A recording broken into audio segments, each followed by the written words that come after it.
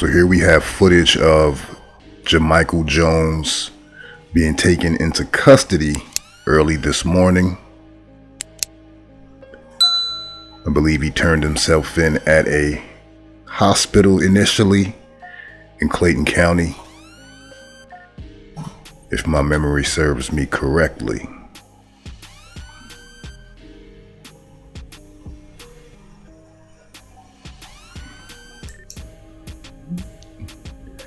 And we'll also discuss how Jamichael Jones may have been a resident of the apartment in which he actually broke into and committed the murder, allegedly. Oh yeah, the rabbit hole goes deep, as we all know. So my initial analysis of the situation between the rapper Trouble, Jamichael Jones, and the young lady who Trouble was visiting when Jamichael Jones encountered him. I always assumed or concluded that they may have known about each other. They might not have been acquaintances, but I'm gonna play this piece of footage again from Trouble from shortly before he died, in which he seems to be talking about the situation that he may have been in at the time. I mean, he clearly is addressing young ladies or a young lady who may or may not, be dealing with her ex still while dealing with him, intimating again that in situations like this, a lot of times the men know, indicating that he may be aware. He addressed men in that situation, opposite his position, basically saying the men got to keep it gangster, and they either got to put that behavior to a halt, get your lady to stop it, knock it off, or move on. So I was like, that might be perceived as a taunt. And if Jamichael Jones saw this footage, that might have been something that set him off. So check it out.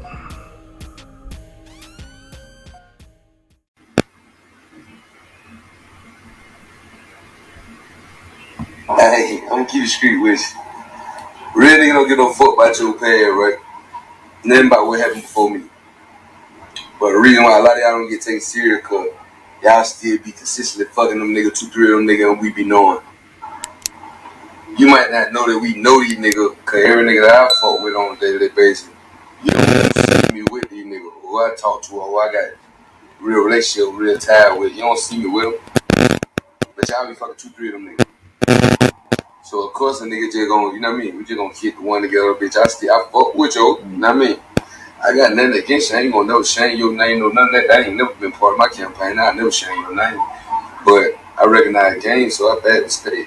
But at the same time, like, for a nigga, bro, you gotta keep that shit gangster with a bitch. If, like, if you fucking with her, you like her like that, like, you just gotta tell her, like, bitch, stop.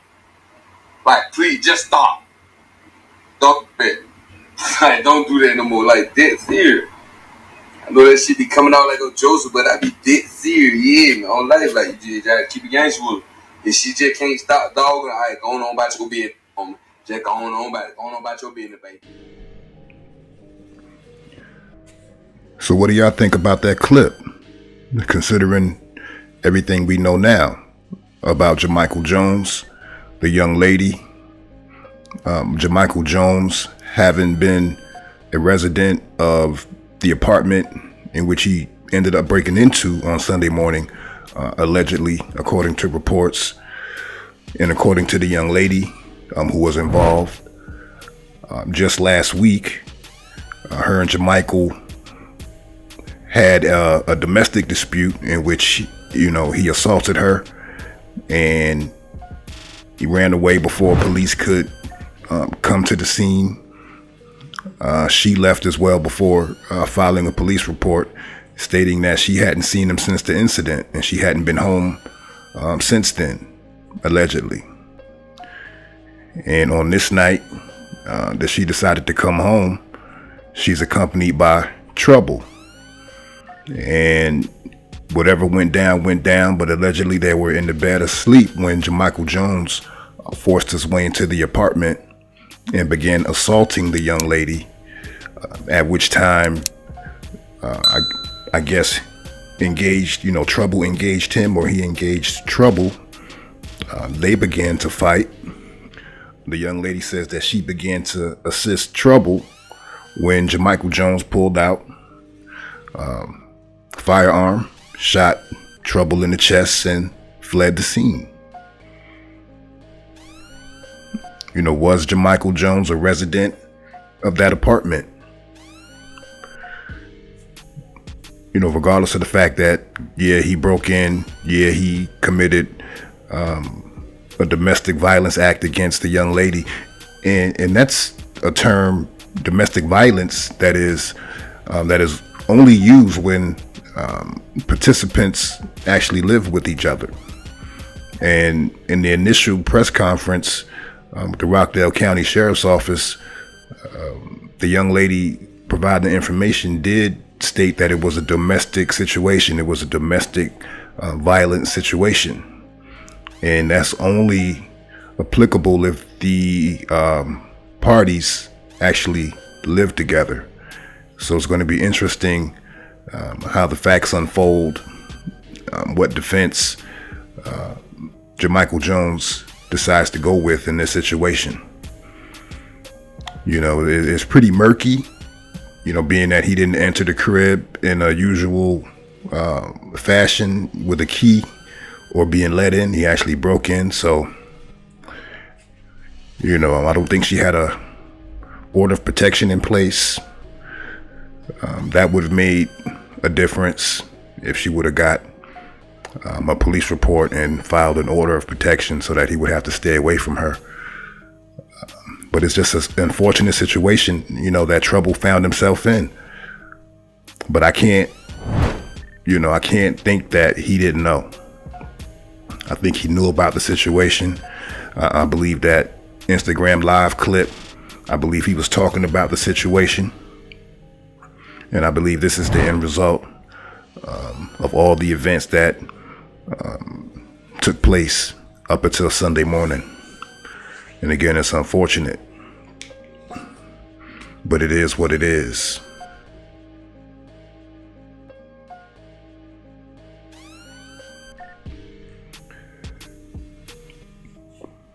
But I think there's also another angle for us to look at this situation. And again, this is based on what we know. We've seen the warrant, and it clearly stated that the young lady was in a relationship with Jamichael Jones for 3 years, and they resided together at the residence where all of this took place. And again, based on the premise that I believe that Trouble knew of the gentleman, not going so far as to say that they knew each other, knowing of someone and knowing someone personally, that of course is two different things. But again, looking at that Instagram post, I believe Trouble knew something was going on.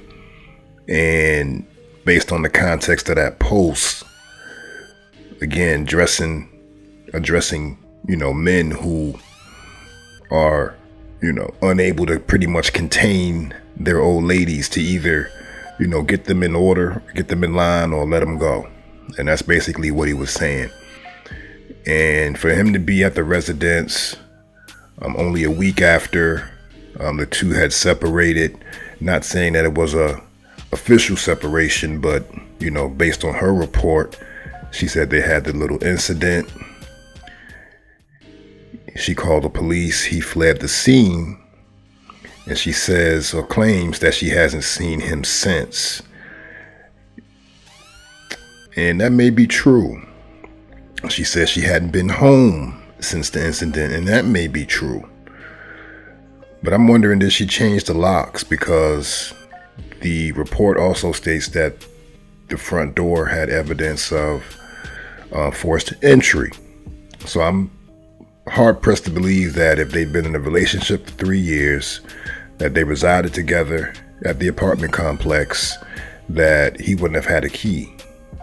But I'm thinking perhaps he showed up and she had changed the locks, perhaps, and that would send someone into a rage, especially if they, had been building up since the previous incident. There'd been no contact. Maybe he was trying to get in touch, and he shows up and he can't get in. So he kicks the door down because he's automatically assuming if she got, had to change the locks, then she's probably having somebody over. So it's another way to look at it, And, Trouble being the man on the scene, once things popped off, I'm pretty sure, he attempted to quell the attack, ward Jamichael off, do what he could do to, try to put him down. The young lady says that, once Trouble and Jamichael began to fight, that she started to help Trouble. So, and that was when he pulled his gun out and shot him in the chest. So,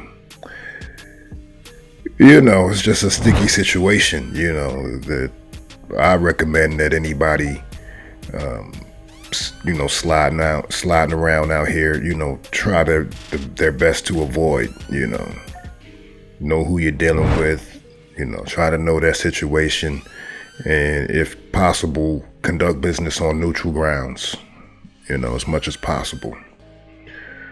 So yeah, hop down in the comment section. Let me know what you think. Gonna drop the clip of Jamichael's bond hearing. This was shortly after he turned himself in. He appeared before a judge to go through the motions on the bond hearing. Spoiler alert, it was denied, but here is the footage. Go ahead and smash like on this video and subscribe to the channel. And again, this is your man online, Bill Money, signing off. I will see you on the other side. Jamichael Jones.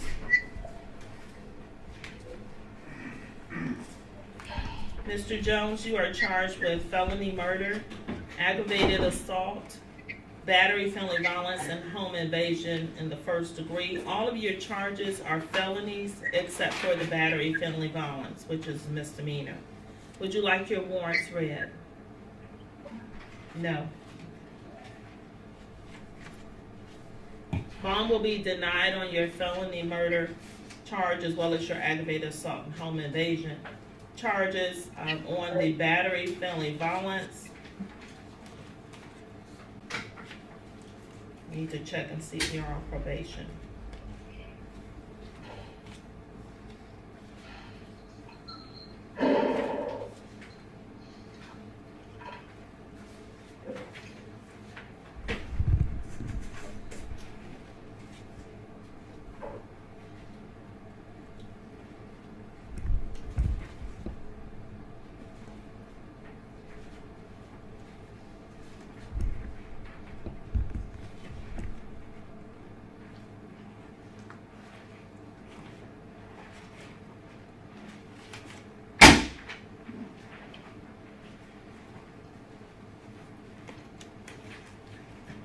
Appears you are not currently on probation or parole, so you're entitled to bond on the battery. A bond will be set in an amount of $10,000. You'll be held no bond, and as I stated earlier, your counsel will need to file a motion for a review by the Superior Court for bond on your felony murder and your home invasion, and bond is denied on the aggravated assault on the basis of threat to victims and witnesses. Do you have any questions about your case? Your next hearing is June 15th at 1 p.m. That's your commitment hearing.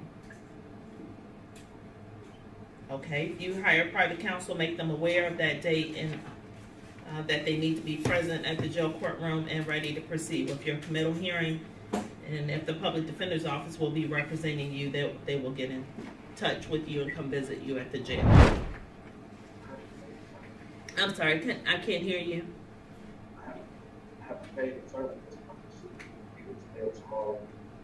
Okay.